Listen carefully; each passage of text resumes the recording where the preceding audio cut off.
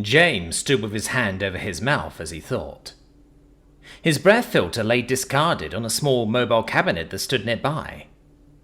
Around him, Pippa, Fiver and Cliff were all looking at him worried as he pondered the things he had been told. The pixelated faces of his human companions were almost unreadable, though if he had to guess, their faces underneath those masks were most likely somewhere between also worried and completely pissed off over what they had just heard. In front of him, HFY and her to-be dual friend still had their split trunks wrapped around each other as they looked down at him, closely observing him as he thought about how to react to the information they had just delivered to him. "So, you know this Alexander Page, do you?" Fiver was ultimately the first to break the silence, probably gauging that much from James's reaction to the name earlier. "Sort of," James replied, almost on autopilot, as he was still deeply lost in thought. "I met him once, when he somehow managed to make direct contact with the High Matriarch while I was still detained in her residence. Of course, that was only a super brief call, and honestly, he didn't leave that much of an impression." He paused briefly in his explanations and rubbed the back of his head, and slowly it began to turn into him more thinking out loud in a rambling manner, instead of actually trying to answer the question cohesively. "Then again, he is also the one who branded me with this beautiful saint title, and even more likely the one who laid down the foundation for many of those ongoing protests that rage against us, at least on the human side. It would make sense he would work with those people who started the protests on the opposition side, especially considering he expressed interest in that even all the way back when there wasn't even really a conflict yet." He grumbled to himself, his words quick and barely enunciated, and made even harder to understand since his hand was still covering his mouth, muffling them slightly. And that he's tied so deeply to the Church of the Fell Saviour also explains some things, given their strange tendencies to get their hands onto means and technologies they have no business having any access to. After saying that last part, his eyes very briefly darted over to Athena as he remembered their prolonged stay in a certain jungle mudhole while they were pinned down by some out-of-nowhere psychopomp drones. This all fit together quite well, but the ultimate question was the why. Or was it? After all, while he usually did his best to see things from the other side wherever he could, even he had to say that it wasn't really necessary to understand the motivations of someone blowing up a building and executing multiple people to know that they could not be allowed to run free anymore. He shook his head heavily. No, the why wasn't important this time. The two big questions they needed to ask were how and where. How exactly had they organized this and pulled it off?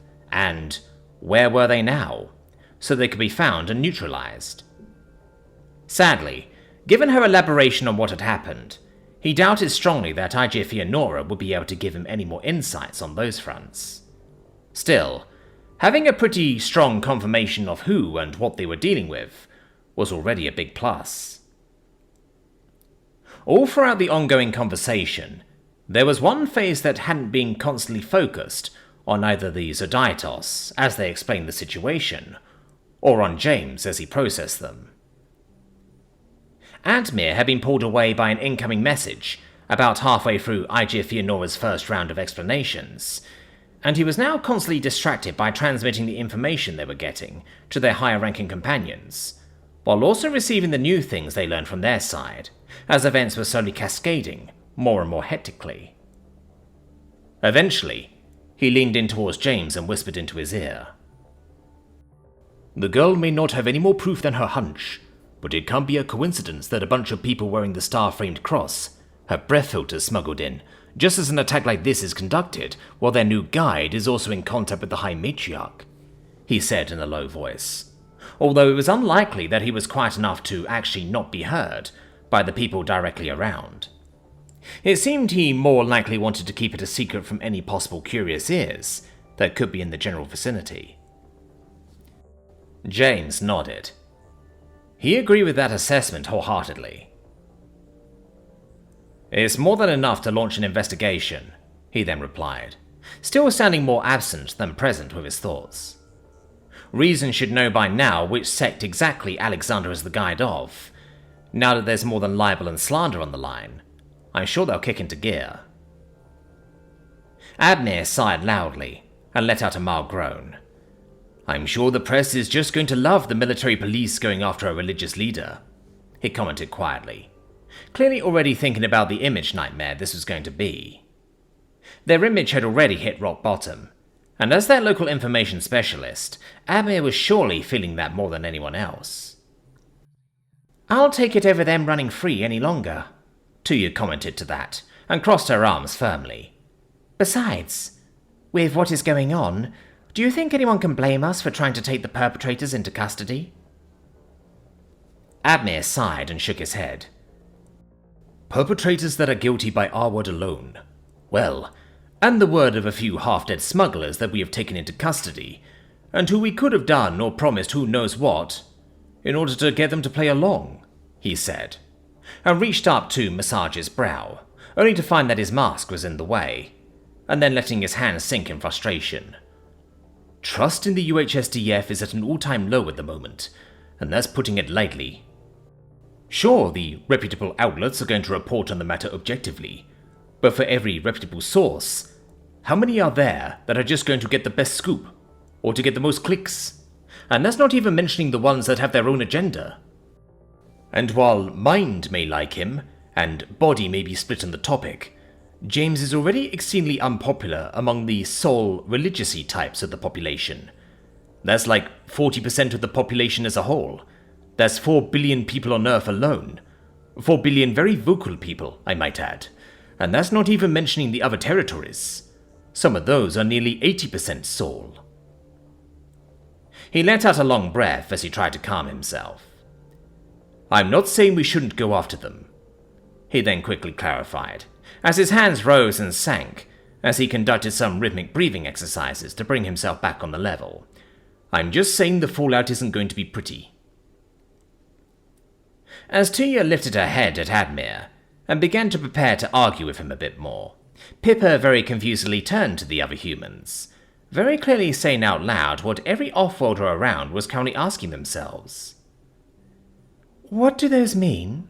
She asked carefully. At first she looked at James, but seeing that he had fallen deeply into his own world, she soon turned to look at Athena as well, and the blonde woman was the only one not currently preoccupied. Body, mind, soul, what do they mean by that? Athena sighed slightly as she began to weigh her head from side to side, her pixelated face turning to a pondering one as she thought about how to explain this succinctly. They are political terms, she said. It's just a simplification, summarizing humans into groups. The names come from an old belief that thought humans were made up of 3 parts. Their body, as in their physical presence, their mind, as in the thing that dictates their thoughts and actions, and their soul, which is, well, you could call it spiritual essence or something like that. Of course, most people don't actually believe in that anymore. We know body and mind are the same thing, as the existence of a soul is questionable at best, but the names have stuck around as categories for the motivations of people. She sighed, and briefly ran one hand through the hair of her long ponytail, while the other played with the ring on her middle finger, as she looked in the still confused faces of the off-worlders, while looking for the quickest explanation. Again, these are huge simplifications, but over time these terms have established themselves as the very basic main motivations of people, and what exactly you need to pander towards to gain their favor in politics. Body people are motivated most by the issues that are currently right in front of them, and generally want to see direct action. Mind people are mostly motivated by intellectual means, and are generally looking for a more broad and far-reaching constant progress, and soul people are mostly spiritually or religiously motivated, and are generally looking for actions that keep things within their perception of the world. She then explained further, while still playing with her ring, her pixelated face souring slightly. Of course, people's motivations still differ vastly, and can't be so easily categorized into such broad subject matters, But it's just one of those metrics that politicians in the human territories make use of.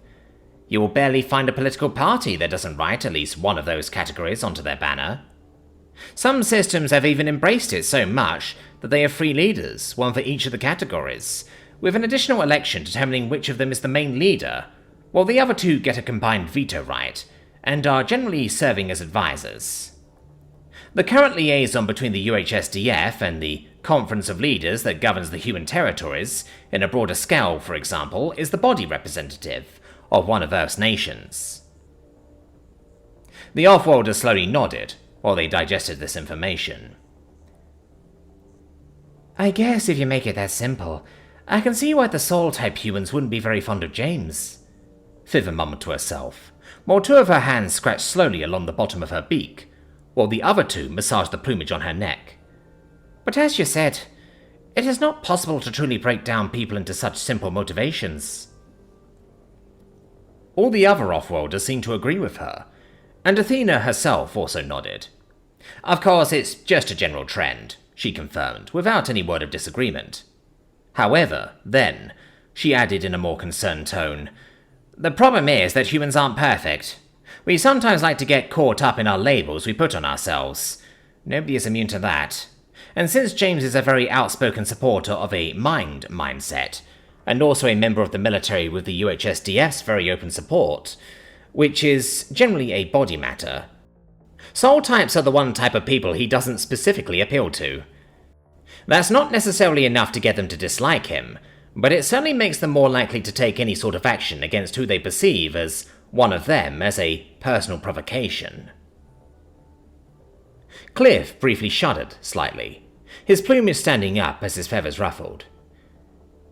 In human terms, a loud, deep, raspy voice then suddenly spoke up, and pulled everyone's attention onto its owner, as all eyes in the room briefly turned towards Conglorch, as he stretched his head out, in a way that left it about halfway between the height of the humans and that of the Zodaitos.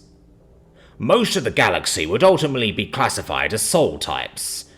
The community has long been ruled mostly by old and settled rules and beliefs, basically running on autopilot for over 100 Earth years. It figures that at least some humans who sympathize with that sort of mindset would feel drawn towards the type of society we have all lived in for so very long.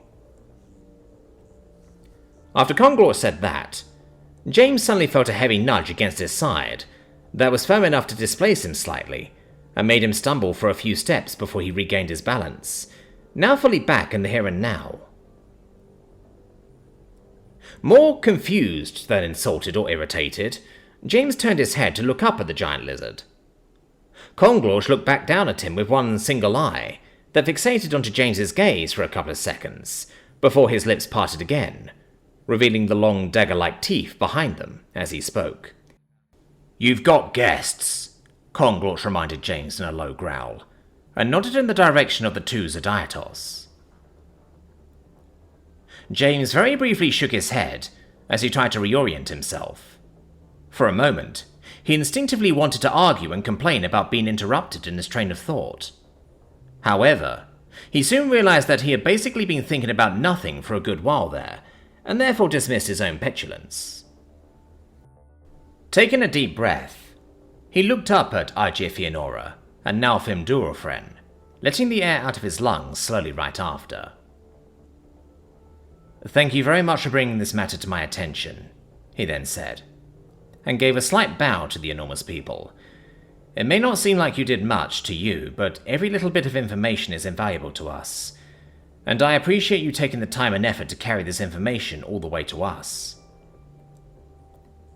HFY released a happy whistling noise through her trunk, and fluttered her ears slightly faster after she listened to him. However, right after that, her expression fell a bit more glum and reflecting, presumably as the consequences of all of this pushed themselves more into the forefront of her mind. You are very welcome, she still said politely, even though her voice carried a certain sadness as she looked down at James. I could not have lived with myself if I had the chance to clear up such a great injustice and didn't make use of it. For everyone's sakes, I truly hope that it will help you bring these atrocities and their true perpetrators to light. Now Mir Durofren nodded his head, and his trunk wrapped a bit tighter around that of HFY. It was my honor and privilege to accompany and protect our future matriarch during her endlessly important task, he said, in his booming and proud voice. However, to James's great surprise, the bull then briefly pulled his trunk away and moved his head downwards, going so far as to do what HFY had previously done, as he sat down his head on the ground, with his long tusks scraping along it, on either side of James.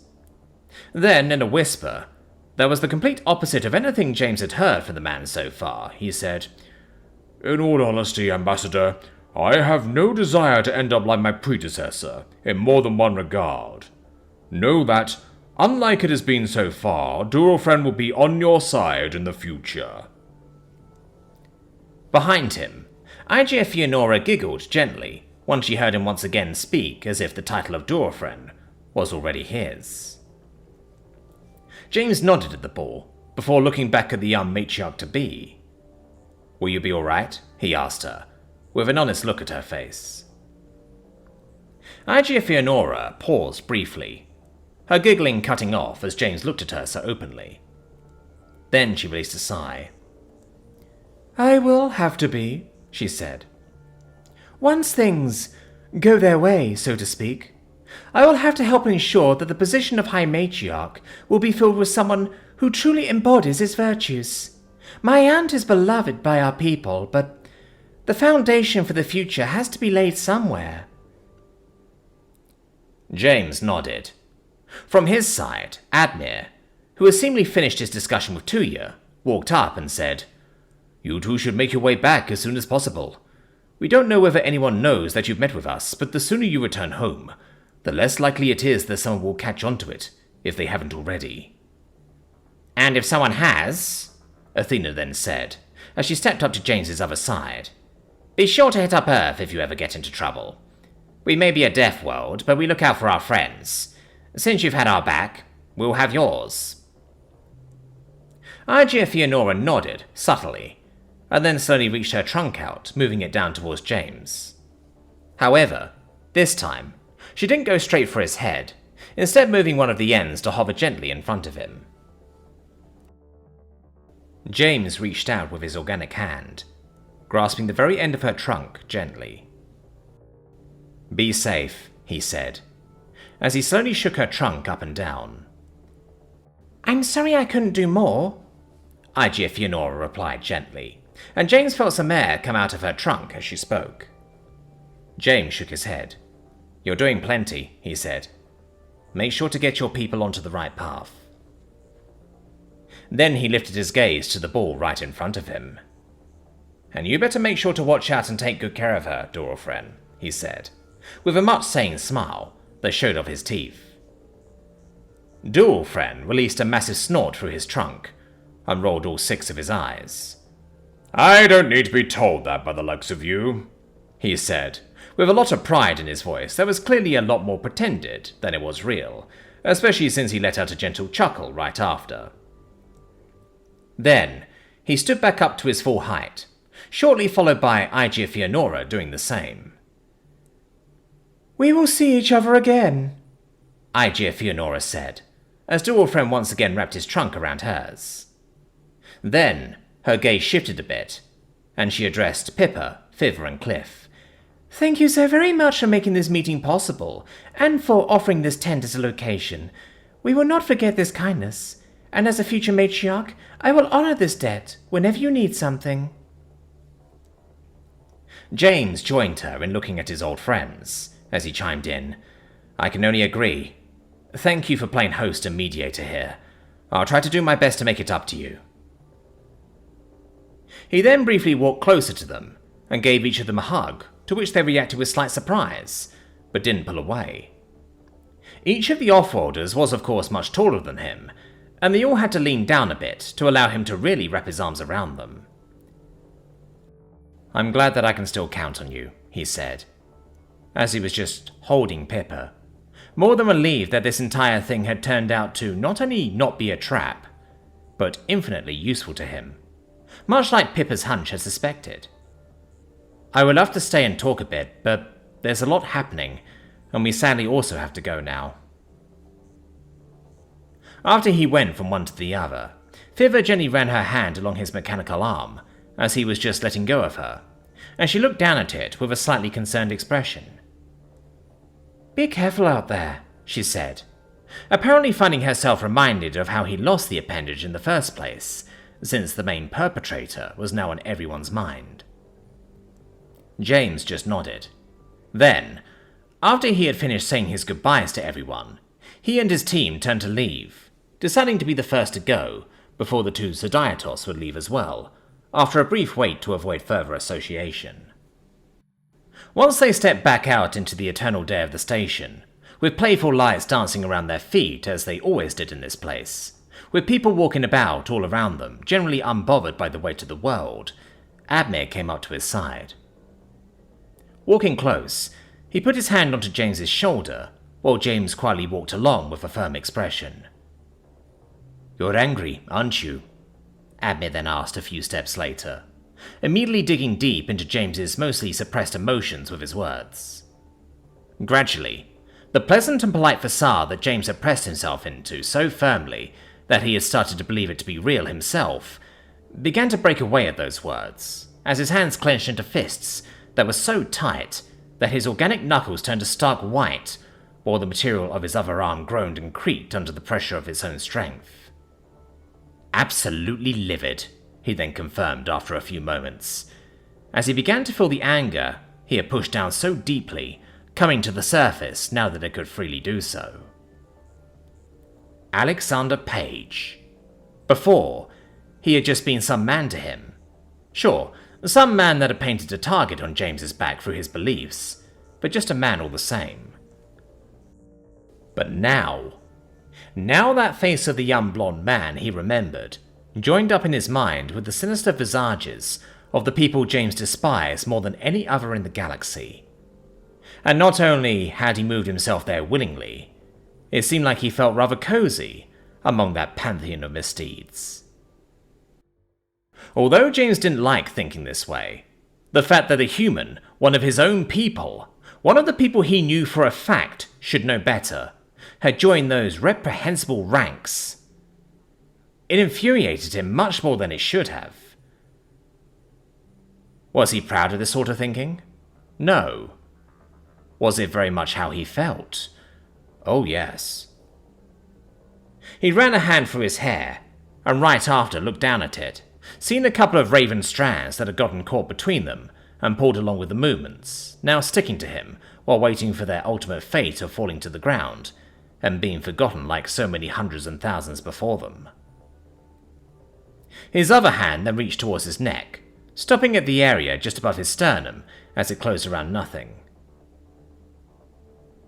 Some part deep inside him remembered that distant past when there was a symbol that hung exactly there, digging into his fingers whenever he would grab it. The thought of said symbol then brought him back into that jungle. Back to standing over that corpse with an eviscerated head and looking down at it. Reaching down and grabbing that symbol before yanking it free from his leather band. He looked down at his open hand, and he could basically see it there. The star-framed cross, splattered and smeared with the blood of the man who had proudly worn it to his death. There had been 5 of them that day, and more if you counted the ones that he had previously taken out during their first attack on that base, and he had killed every last one of them.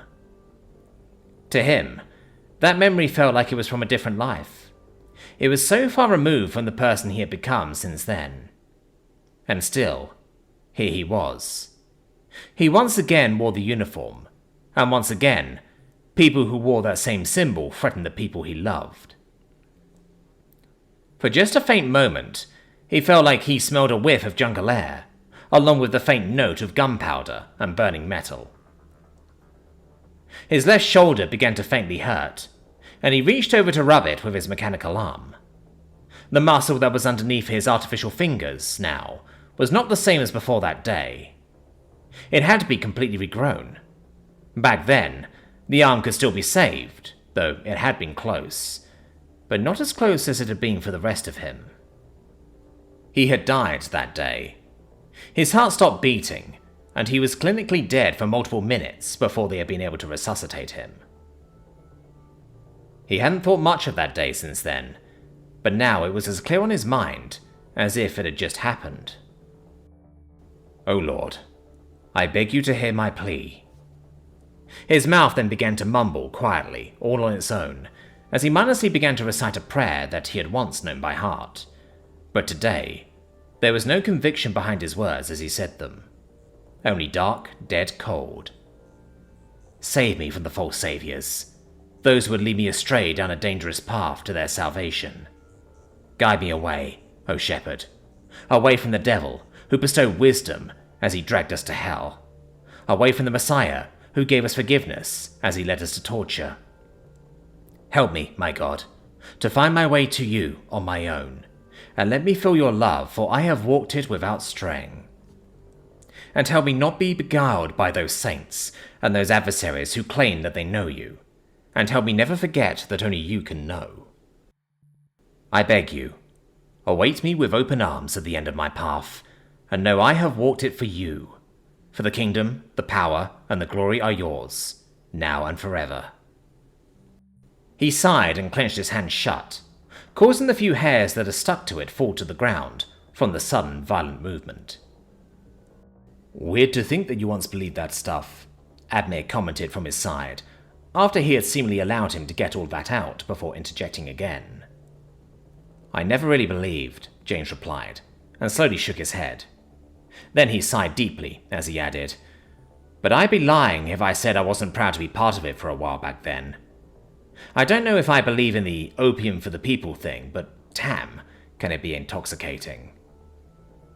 Of course, he had long fallen out of favour with the Church of the Failed Saviour, even long before they had declared him as a saint, and thus basically made him into a religious enemy. Still, he remembered the time when he had still felt like he belonged there. It had been naive and stupid, of course, but it had been strong nonetheless. "Well, at least you know your enemy," Athema chimed in after a while, and put her hand onto his shoulder. Of course, she most likely also remembered that day in the jungle.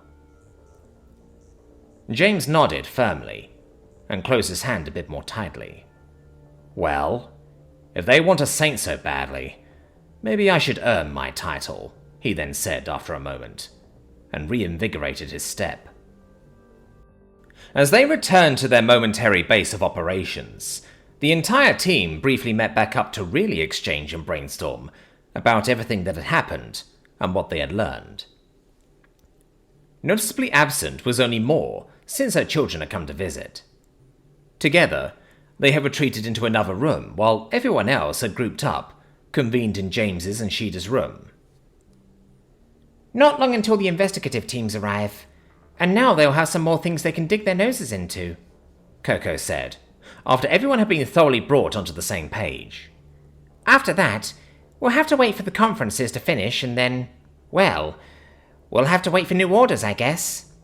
As much as I know many of us want to, I very much doubt any of us are going to get directly involved into hunting down Page and his literal followers." "Hard to believe that many people just uprooted themselves like that," Sheeta commented, as her leg dangled over the side of their bed, and her tail swayed slowly and gently, while she had a thoughtful expression on her face. Given that Will had given them a name, in the form of this brother Anders, it hadn't taken Reason too long to find a devoted follower of Alexander Page's sect that matched the description of the man. However, for all intents and purposes, the man had completely vanished, just grabbed his shit and left, without telling anybody anything. And following his trace as to how he left, and where to, proved to be much more difficult than it was to simply find the life he had left behind. And he wasn't alone. At the very least 30 people, with more still being discovered bit by bit, seemed to have done the same. Considering Earth was technically still in a state of pseudo-lockdown at the moment, it was concerning that somebody could have left seemingly without leaving a single trace. However, considering the information leaks that had been led to a Veselon being discovered, as well as the fact that military surplus could apparently be smuggled out with the right contacts, it wasn't extremely surprising, if everyone was honest to themselves. There was a small hope that, once Ortal Berezi awoke from his current unconsciousness, he would reveal some of his contacts that had allowed him to get his hands on the abused military breath filters, since neither of his companions had any idea how he did it. And maybe if that security breach was cleared up, it would help reason determine those that the Church of the Fell Saviour had used to transport their people and weapons. Of course, any and all remaining religious figures of that same sect of the Church, still remaining on Earth, swore on their lives and beliefs that they had no involvement with Alexander whatsoever, but also that the very idea of Guide Alexander being responsible for anything was absolutely preposterous to begin with. "Is it really that hard to believe?" Curie suddenly asked in response to Sheeta's question, and most eyes in the room turned towards the cyborg curiously. "They gave up their lives and left their homes for something they most likely deeply believe in. Admittedly, it is unlikely that their lives were threatened, similarly to ours, I will admit, but ultimately, what they did is still very similar to what we did when we left the GCS and the GES-32 behind to seek out humanity after James was captured. We also completely uprooted ourselves at the time. And I have even done it once before, when I left my birth home. Therefore, I don't find it hard to believe that others would do the same." Sheeta made a hissing scoff through her teeth, and her ears twitched slightly in agitation. "Well, we had a good reason to do it," she said dismissively at first, although it seemed like she had only said it in a first moment of annoyance, because when Andrej informed her moments later that, "They think what they are doing is important, I'm sure," it seemed like she already knew as much, even if she didn't bother acknowledging it. Konglort then let out a deep bellow that slowly turned into a low, warbling hiss. "We're not going to find them from here. Let's not waste thought on that. What I'm way more interested in is what exactly Alexander is planning to do with the warrant officers on Dunamur," he said, while the large digit of one of his maulers impatiently tapped the ground. "Whatever it is, it has to be subtle enough that they won't have to worry about a Veselon interfering, even if she spies on their conversation. But I doubt it will be irrelevant considering he went out of his way to do it." "A Veselon will keep a good eye on them, I'm sure." Tuya then spoke up, and nervously bounced her leg as she looked over at the massive lizard, slowly shaking her head. "The High Matriarch is worrying me more. She surely has her own ideas of what she should do now that their mission to sow discord was successful. Clearly, she's got some other things in mind instead of just being after a Veselon. And whatever it is doesn't include her usual lackeys, so we might have to be ready for something on a bigger scale." "And considering how long it takes to get from the GCS to here, whatever she planned was probably put into motion days ago." Adme added on to her words. "Sadly, our reaction is going to be pretty delayed." "What reaction?" Athena asked, with some realistic disgruntlement, as she laid her cheek into her open palm. "We have no idea what's going to happen. Not like we have any reaction, but wait and see." "Whatever it is, clearly it needs some time for preparations," Andres chimed in, sitting with his arms crossed and a firm expression. "Otherwise it would have happened already." "Obviously," James said with a sigh, and leaned his head back for a moment. "But that doesn't bring us any closer having any idea what it is. But we still can't just passively wait for them to act again." The room fell quiet for a moment, as everyone thought what sensible thing they could add to the conversation next. The silence held for a few seconds, as everyone got really quiet as they pondered their options. Slowly, the absence of sounds became near absolute, only to then suddenly be interrupted by a literal chorus of noise, as each and every receiving device in the room, be it phone, tablet, computer terminal, personal assistant, or even the TV, suddenly came to life with a loud jingle that seemingly overrode any quiet or mute functions with reckless abandon, forcing every device to its full volume as they blared out their alerts at the exact same time, making everyone in the room jump up in a moment of startled panic, as each of them expected this to be some sort of emergency alert sent out by the station, or something similar to that. their limbs moving like lightning. Each of them quickly had their respective device in their hand, and glared down at whatever may have caused this sudden alarm, only to then freeze, as their eyes glided over the lines of text on their screens.